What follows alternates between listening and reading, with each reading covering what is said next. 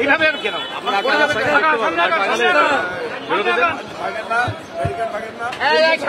সামনে যান।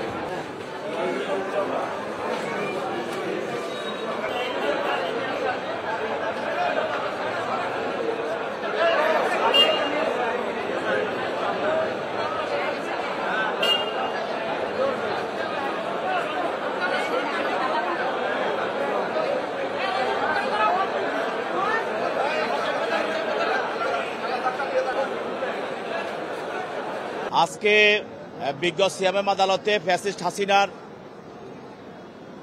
সময়ে সাবেক অবৈধ মন্ত্রী এবং এমপি সহ তার দলীয় নেতা কর্মীর মধ্যে প্রায় 10 জনকে বিজ্ঞ আদালতে বিভিন্ন মামলায় গ্রেপ্তার এবং রিমান্ডের জন্য তদন্তকারী কর্মকর্তা উপস্থাপন করেন।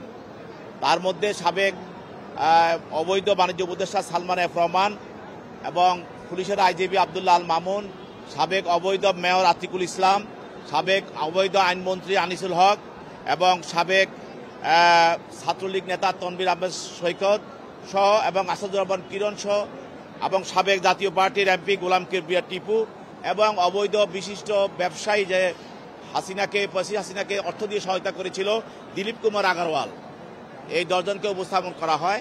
তার মধ্যে কয়েকজনকে রিমান্ড আবেদন করা হয় সালমান এফ রহমান এবং চৌধুরী আব্দুল্লাহ মামুনের বিরুদ্ধে।